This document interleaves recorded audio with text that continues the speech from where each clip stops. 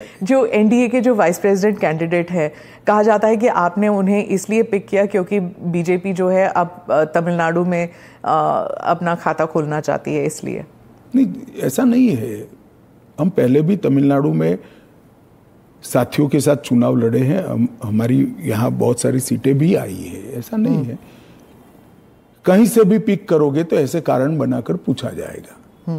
उपराष्ट्रपति का प्रत्याशी दक्षिण से आना इसलिए स्वाभाविक है क्योंकि पूर्व से राष्ट्रपति थी, पश्चिम और उत्तर से प्रधानमंत्री जी थे, तो दक्षिण से आना बड़ा स्वाभाविक है। अब आए हैं, इसको इस दृष्टि से नहीं देखना चाहिए।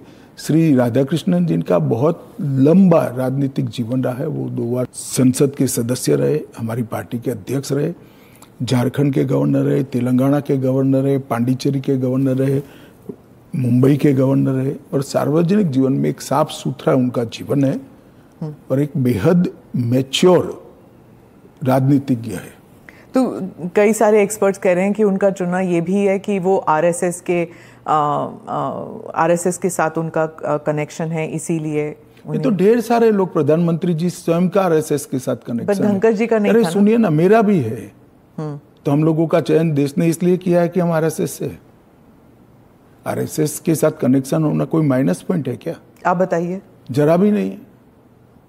अटल बिहारी वाजपेयी जी भी आरएसएस से कनेक्टेड थे, श्री अडवाणी जी भी आरएसएस से कनेक्टेड थे, मोदी जी भी है, मैं भी हूं, राधाकृष्णन जी भी है।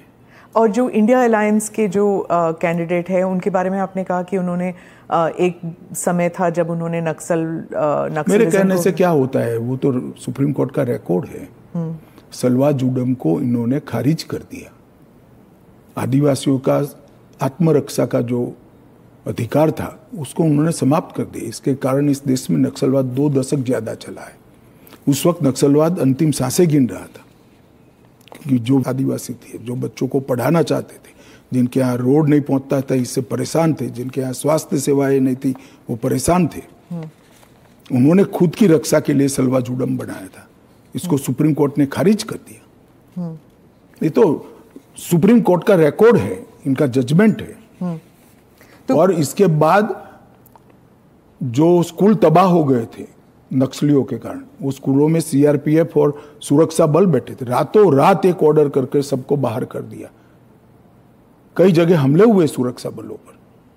ये दोनों जजमेंट, इसका जवाब श्री सुदर्शन रेड्डी से ज्यादा राहुल गांधी ने देना चाहिए कि उन्होंने क्यों पिक किया। जी, मैं तो मानता हूं यही क्राइटेरिया रहा होगा।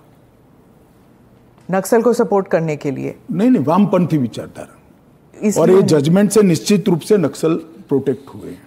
तो क्या वाइस प्रेसिडेंट इलेक्शन भी अब it will be polarising factor? Polarisation क्या है? जब आप इतना बड़ा आरोप लगा रहे हैं कि और पोलराइजेशन अगर होगा भी तो किस मुद्दे पर होगा? देश की सुरक्षा के मुद्दे पर होगा। मैं मानता हूं देश की सुरक्षा पर सांसदों ने विचार करना चाहिए या नहीं करना चाहिए।